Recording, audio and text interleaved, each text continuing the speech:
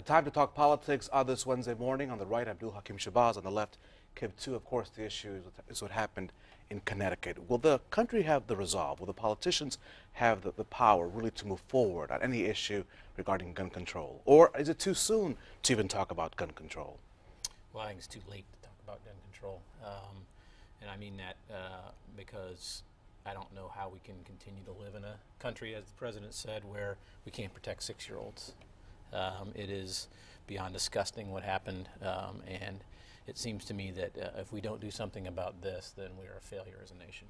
I think we can have the discussion. I think the question is going to be what type of discussion are we going to have, and how do we, do that delicate balance of protecting the rights of responsible citizens to exercise their Second Amendment rights, but keeping dangerous weapons out of the hands of criminals and people who are mentally disturbed. I think it is a discussion we should have. I think it's a discussion we can have, just to make sure that we keep those clear, defined boundaries, because people do have Second Amendment rights to own weapons. I do not believe that means you have a right to own a weapon that can be fired from the shoulder, but there is a delicate balance. We saw the same issue after the issue in Arizona with Gabby Giffords. We've seen it in other incidents as well. Why is this so different? And I know the answer already, because there's 20 children and 6 educators. But will the country, because of this, because of the age of these children, be able to propel itself to come to something in the next year or so? Well, I mean, it makes me sick to my stomach that it had to come to this for the nation to finally say enough's enough. But I think the nation's finally going to say enough's enough. And it's more than just gun control.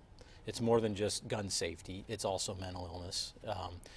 Last week we had a debate about whether or not we ought to be given $100 back. In Indiana, if you're a kid in an acute mental health care facility, when you get out of that acute care, you have to wait 90 days to get services. Why? Because there's not enough money.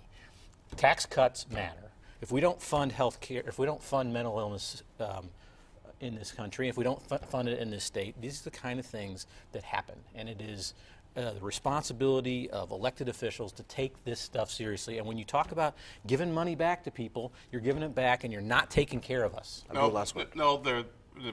have the budget discussion in a second, but there's more than ample resources for Indiana to take care of what it needs. The fundamental question, the starting point is just going to have to be, how do we protect the rights of people to be responsible Second Amendment gun owners, but still keep the guns out of the hands of criminals and people who are mentally disturbed. That's the discussion. Of course, they are the best in the business. On the right, Abdul, Hakim, Shabazz. On the left, Kib 2. You can watch them every Sunday morning on Indianapolis This Week, right here on RTV6.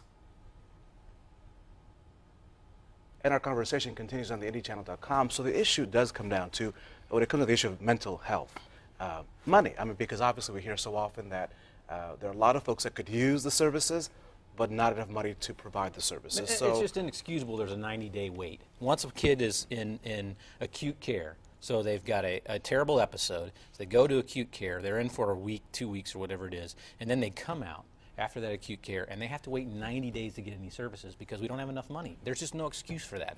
And look, I'm not saying that what happened in Connecticut would have been prevented in any way, shape, or form, but if we aren't serious about mental health and taking care of mental health issues, we're not serious about anything. But if you want to talk about seriousness in mental health, you've been in the state a little bit longer than I have. Who was the governor that closed down? What was the one place, Central State?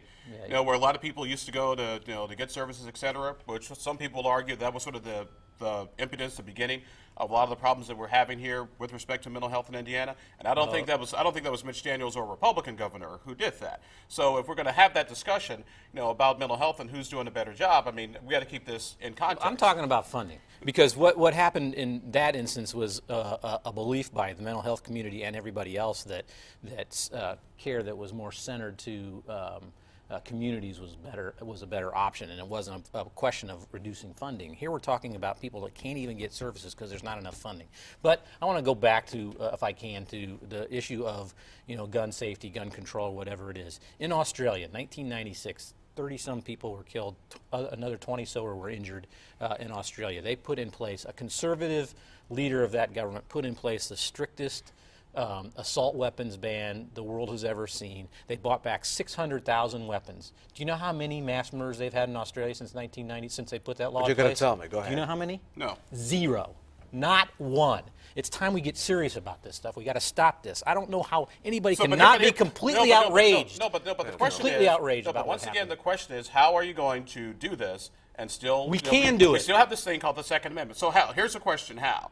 I mean, I have no problem with going after guns that are illegally sold, illegally traded, because that's where most of these guns come from. But I am not ready to take guns away from lawfully abiding citizens who have a constitutional right to own a firearm. I am for taking away weapons of mass destruction from people who should not have them.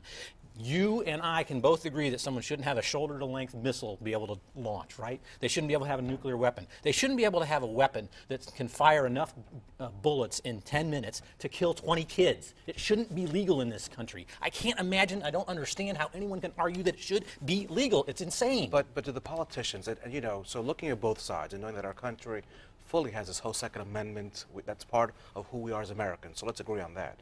Do we have the will, is there the political will, in a country where we see all kinds of just stalemate on all issues, to say, look, we can agree on certain things and let's move forward? Is there that bipartisanship to do something? I think there is. Yeah, I think there is. And the fact that the NRA has gone totally, completely dark.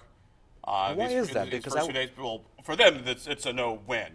But why is that? Because here's my thing. I think we're a country that understands its Second Amendment rights. That's part, again, of our culture. Why not speak up and say something? I know they want to wait for all the facts to come out. You know why? Because the National Rifle Association is funded by the manufacturers of weapons, by the people who make the bullets. They have no interest, and they never will.